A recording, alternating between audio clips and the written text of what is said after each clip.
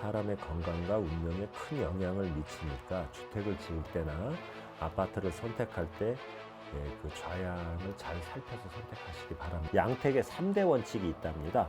배산임수, 전저후고, 전착후관이라고 합니다. 나쁜 집터는 들어가자마자 바로 큰일 나게 되고 뭐 부도가 나든가 강도를 만난다든가 뭐 교통사고가 난다든가 하잖아요.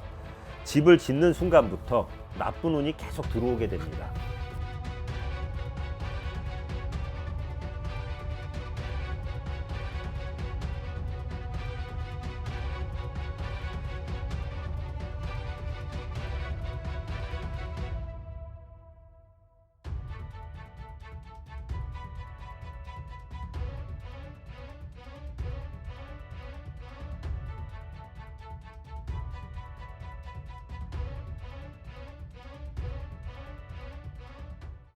안녕하세요. 이번 영상의 제목은요, 겉보기에 좋은 집이 꼭 좋은 집은 아니다. 조경과 인테리어에 가려진 흉석과 습지인 털을 구분하라. 잘못하면 죽을 수도 있다가 제목이에요. 집의 방향을 좌향이라고 합니다. 집의 방향, 즉 좌향은 사람의 거기 이제 거주하는 사람이 있잖아요. 사람의 건강과 운명에 큰 영향을 미치니까 주택을 지을 때나 아파트를 선택할 때 그 좌향을 잘 살펴서 선택하시기 바랍니다. 사람이 살아서 사는 집은 양택이라고 해요. 죽어서 사는 집이 음택인 거 아시죠? 묘자리. 근데 사람이 살아서 사는 집을 양택이라고 하는데 양택에 3대 원칙이 있답니다. 배산임수, 전저후고, 전착후관이라고 합니다. 이게 뭐냐 하면 배산임수는 예로부터 산을 등지고 앞쪽에 물이 흐르는 배산임수의 땅에 살면 장수하고, 그리고 땅의 높낮이를요, 집 앞쪽이 낮고 뒤쪽이 높은 거를 전저후고라고 해요. 이렇게 전저후고면 영웅호골이 태어나고 유명한 사람이 나온다 이거예요. 집을 출입하는 곳이 좁고 안쪽이 넓은, 그러니까 통로는 좁고 안쪽이 넓은, 이렇게 되면 안 된다 이거예요. 이걸 전착후관이라고 하는데, 전착후관이면 부귀여산, 즉 부와 귀함이 크다고 했습니다. 복받는 집은요, 땅의 기운이 좋아야 하고 바람을 순하게 받아야 돼요. 얻어야 하니 바람의 흐름을 지배하는 땅의 형상과 지맥이 중요하겠죠. 오늘은 나쁜 집터를 설명을 드리려고 합니다. 우리가 이사 잘못 가면 쫄딱 망하거나 죽고, 이사 잘 가면 부귀영화 누리고 뭐 사업도 번창하고 그러잖아요. 나쁜 집터는 들어가자마자 바로 큰일 나게 되고 뭐 부도가 나든가 강도를 만난다든가 뭐 교통사고가 난다든가 하잖아요. 집을 짓는 순간부터 나쁜 운이 계속 들어오게 됩니다. 길가에 놓여진 돌, 무심코 있는 산, 언제나 그대로 있는 땅이지만 그 안에도 각각의 숨은 의미가 내포되어 있습니다.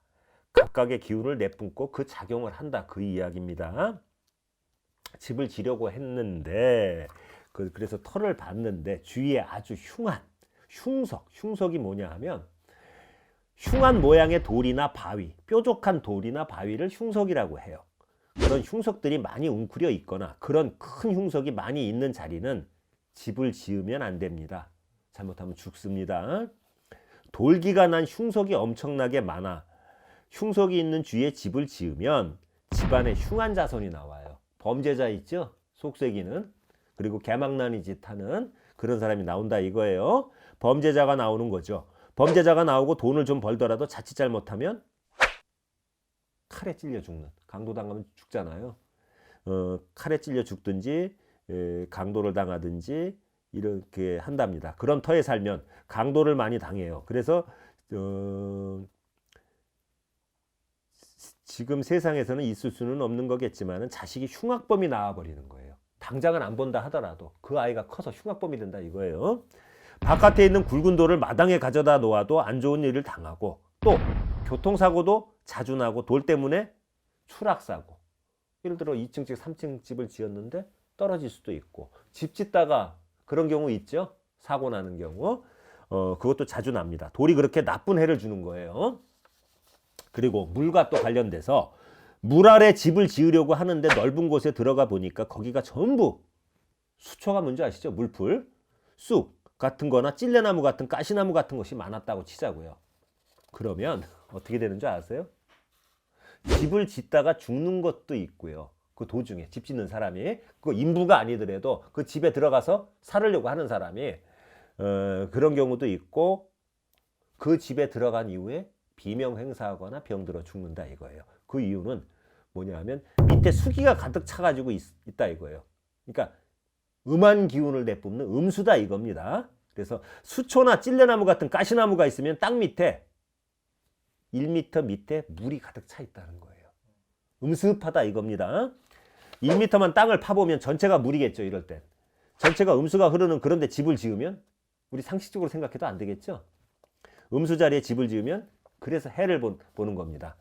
또 주위에 우리 산에 보면 철탑 있잖아요. 이렇게 전선 이렇게 하는 철탑. 철탑이라든지 철탑이 지나가고 철탑 바로 위에 있다든지 뭐 바로 옆에 있다든지 하면 그 뾰족한 기운이 있잖아요. 그런 기운을 내뿜는 그곳에는 밑에든 위든 좌측이든 우측이든 집을 짓는 게 아닙니다. 거기서 내뿜는 사악한 기운이 있어요. 흉한 기운이. 그래서 그건 피해야 됩니다. 그 나쁜 기운으로 잘못하면 집을 짓는 중간이나 짓고 입주해서 죽을 수도 있다 이거예요. 그리고 이제 어떤 풍수지리 하시는 분의 예를 이제 들어서 설명을 하는데, 어떤 우리 뭐 지리산, 계룡산, 팔공산 이런 줄기, 뭐 국립공원, 도립공원 이러니까 그 안에다가는 집을 못 짓겠지만 그 줄기가 뻗어져 내려오잖아요.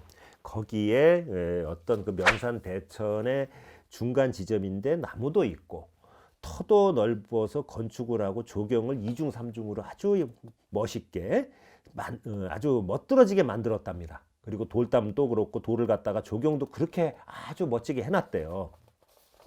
그래서 뭐 가족들이 다 좋다고 했대요. 뭐 수려하니까 경관이. 그래서 이제 그 풍수지리 하시는 분이 가서 봤답니다. 그랬는데 가서 보니까 주택하고는 떨어졌는데 산 기슭 쪽으로 숲도 있고 한적한 곳이다 이거예요. 들어서자마자 단번에 느껴지는 기운이 음습하더랍니다. 좋지 않게 한눈에 확 느껴지더래요. 조경도 아주 뭐 돈을 들여서, 이게 집을 지은 사람이 굉장히 돈이 있는 사람이라 뭐 이거 어떤 전원주택, 어떤 숲을 우거진 뭐 이런 걸 이제 느끼면서 살고 싶었던 거예요. 조경도 잘하고 2중 3중으로 대궐같이 지어놨답니다. 그랬는데 거기가 완전히 돌산인 거예요. 쉽게 얘기해서.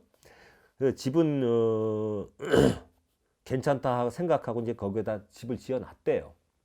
그 집을 지어놨는데 어떤 면을 봐도 터가 아니었다 이겁니다.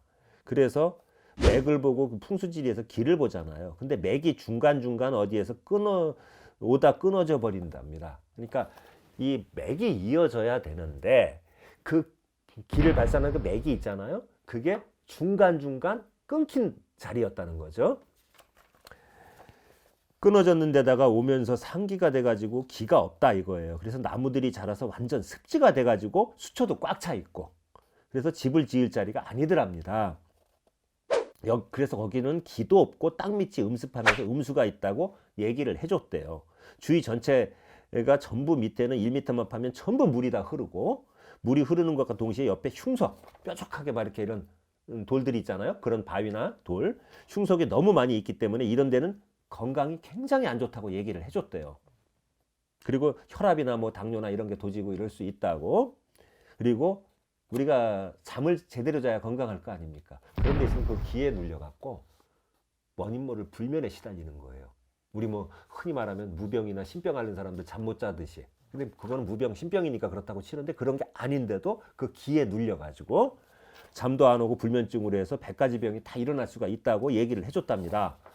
근데 집은 잘 지었는데 여기에 살면 몇 년을 거주했는지 몰라도 주인이 3년 내에 죽는다. 죽을 수 있다. 이렇게 얘기를 했대요. 그런 자리라고. 그리고 건강이 만약에 유지가 된다 해도 어떤 그 흉석으로다가 쌓여 있고 그 집에 2중 3중으로 축대를 쌓아가지고 조경은 잘 해놨지만 이건 하나의 눈에 보기 좋은 거칠애일 뿐이고 앞으로 흉한 일들이 계속 이어질 것이다 얘기를 해줬답니다. 그랬더니 그분 이야기가 안 그래도 그 근처에 뭐 기업을 하시는 분이 아주 돈을 많이 들여서 인테리어를 굉장히 해갖고 집을 지어놨는데 들어가서 사시다가 얼마 전에 병을 얻어서 돌아가셨다는 거예요. 나이도 많지 않으신 분이요. 그럼 여기서 하고자 하는 얘기는 뭐냐?